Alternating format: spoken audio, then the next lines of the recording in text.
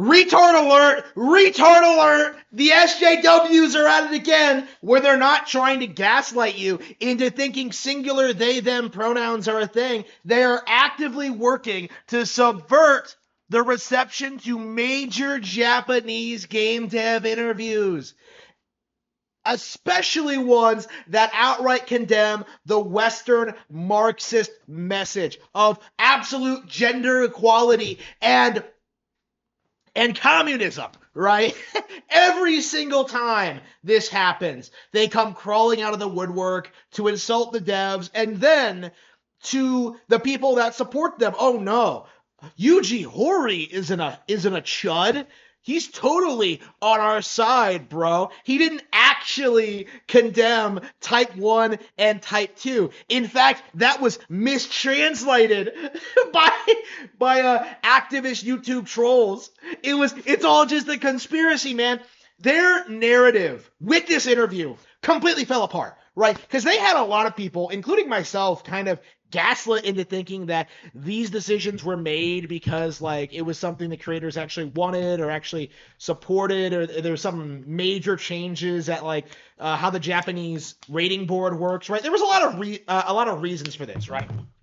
But no, we have 100% hard confirmation that these changes to Dragon Quest III HD 2D remake were forced by probably by Sony, by Square Enix's ethics board, by all these activist groups who came out and basically forced them, right, to make these changes. And now people are going nuts. You know, Elon Musk tweeted about this. Like, this is a legit huge deal, especially in Japan, because I've seen like a slow kind of like uptick in Japanese consumers being upset about like Americans involved in their content, and like global standards is kind of a meme there. It needs to be understood, I think, is that like for them is that Westerners don't want this, right? This is purely a Marxist thing, right? This is BlackRock Incorporated. This is Sweet Baby. Like, these are not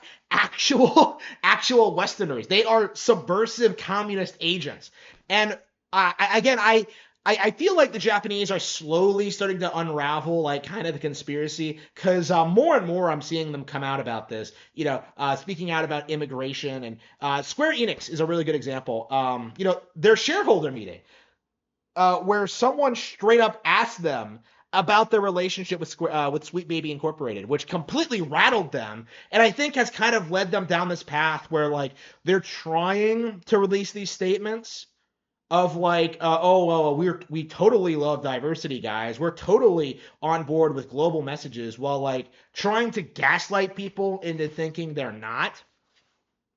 I do think this is what this is actually, is that this is them trying to damage control the situation by any means possible to stop people from getting into an uproar about this, to try and damage control the situation instead of addressing the real issue that nobody actually wants this. And I do think that is the big major takeaway about this, is that all of these changes forced by these studios are completely unnecessary and just completely go against what the actual audience wants, right? So as a result of it, they should be not only summarily rejected. Anybody who's trying to tell you they should be necessary should not only be ignored, they should be fired from their jobs and just not even allowed near you, okay? I don't want them near the product, okay? And this is kind of like, you know, this is the new thing, I think, right? If you see Type 1 or Type 2 in a game, I'm not gonna buy it. You know, I already boycotted like Harvestella when they tried like throwing non-binary in there, which also is not a real thing, by the way. When they tried throwing like a non-binary gender option in there, just for like virtue signaling purposes, which really should have been called out more. But it is getting worse and worse and worse with Square Enix, right? And it feels like Square is now like the most woke out of all Japanese devs, and immediately they've had a severe backlash to their products, right? You know, this is a Japanese company that has completely turned its back on its native audience. And as a result of that, there was a pretty swift and immediate retaliation, right? People aren't buying their games. Forspoken was a disaster. Final Fantasy 16 was a disaster. Final Fantasy 14 might actually die because this expansion was so terrible. And now we have this situation with like a remake of one of their most beloved games ever, right? Getting major heat for changes made, right? I don't think there is any winning condition here. Like I've said this before over and over and over again, but like Marxism is a declining ideology, right? You have a handful of millennial people who were indoctrinated into the cult when they were young and nobody really knew what it was or what was going on. And they've spent their entire lives trying to normalize this nonsense. And now, like, normal people are starting to like retaliate in really effective, brutal ways, right? It's not just in video games, right? Like it's kind of crazy just how angry these non-binary women get when you explain that singular they them pronouns are not a thing. But like no, everyone has pronouns. That's not what I said, you stupid bitch with a vagina and boobies. Like I said, singular they them pronouns do not exist, right? It is not a thing. It is completely made up. It is fiction. It belongs in Harry Potter, right? Because it's not real. It's pure fantasy. And this is the Marxist narrative now, right? I get this this really needs to be understood about Marxists. And I've seen like people bring this up.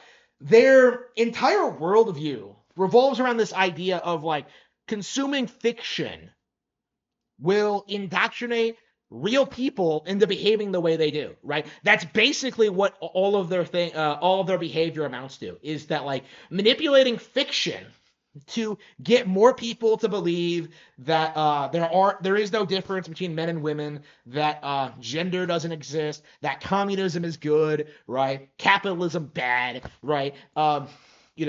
Major historical figures were actually evil, right? Napoleon, it was totally Josephine who did everything, right? Even if you know, never mind like real history, never mind like real historical enthusiasts who know what they were like, who will tell you that that's not true at all. Like, no, we're gonna make these major Hollywood biopics explaining how Napoleon was actually some loser incel. Like, it just isn't going to work, right? All of their attempts at subversion, all of their attempts at indoctrinating the youth, all their attempts at like ruining society, they're not only ending in failure, they are building up a stronger and stronger community against them, right?